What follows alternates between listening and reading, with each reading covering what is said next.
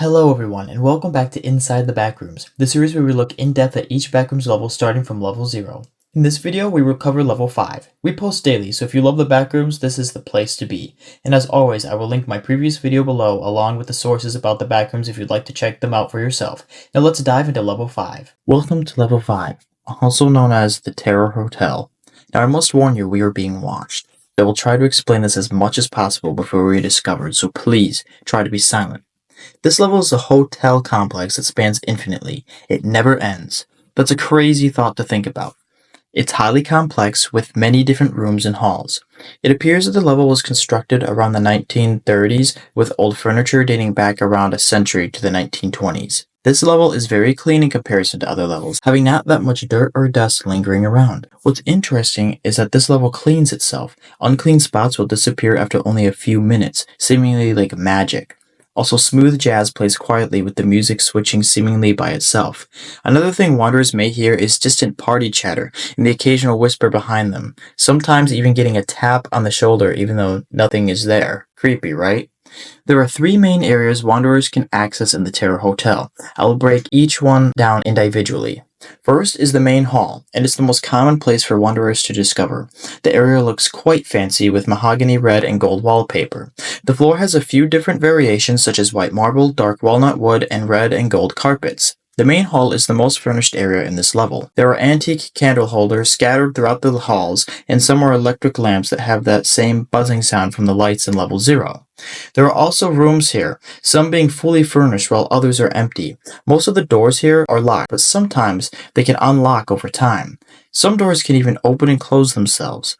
There are also a lot of elevator shafts here, with a large range of floors, from 1 to floor 382. I advise you not to go higher than level 12 though, because no wanderer has ever returned. It is unknown what lies above floor 12, so be careful what buttons you press. Secondly, there is the Beverly Room, which is essentially a giant ballroom. This area is the main hub in level 5. There are a random number of doors on all sides of the room, with doors even being on the ceiling.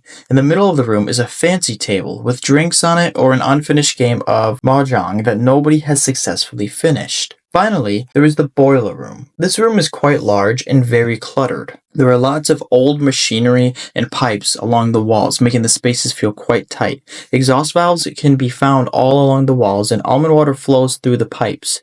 This is a very uncomfortable place to be because of the high temperatures and steam that fills the air. Despite this though, the level remains quite dry. There are also maintenance elevators, but for some reason it's advised for wanderers to not use them.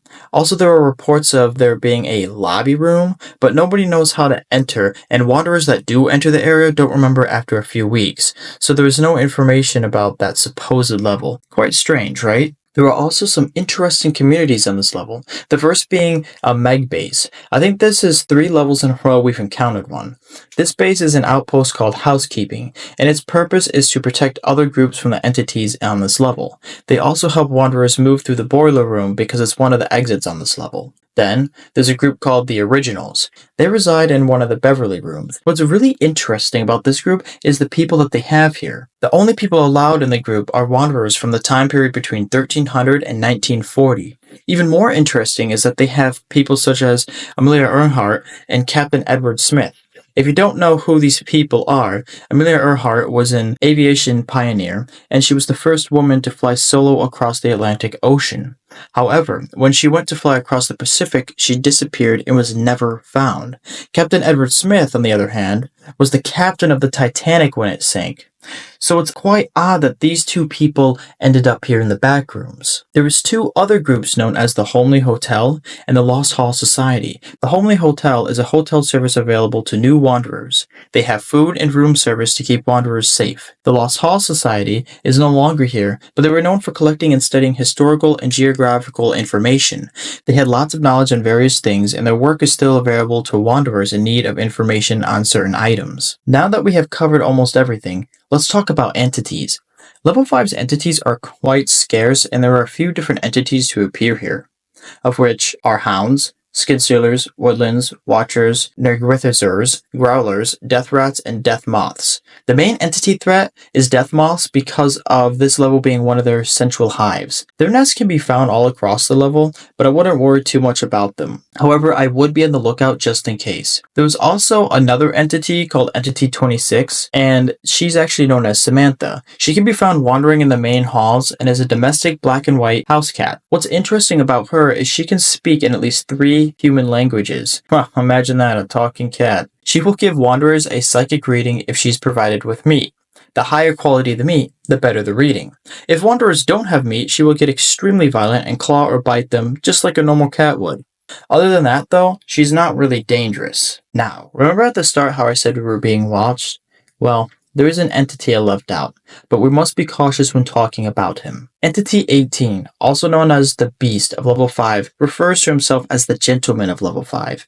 He claims ownership over the hotel and is always watching you. If you see him, it's already too late. He only makes himself seen to those who he wants to be seen by. You don't discover him. He discovers you. He comes off as a nice entity imploring you to shake his hand and telling you not to be scared of him. He claims to be a man of his word, but something seems quite off about him. Again, he is always watching you from the time you set foot into level 5, so maybe it's best to skip this level altogether. So, let's talk about getting the heck out of here. If you get on an elevator, you can return to level 3. If you go back up the stairs, you can re-enter level 4. But we're going to go forward. So to get to level 6, we must travel to the boiler room. It's not recommended to come here though, because of the extreme heat, but it's the only way to get to level 6 from here. There are also other levels we can get to, like taking a dark wooden door to level 9, or going through a metal door found in the main hall to enter into level 98.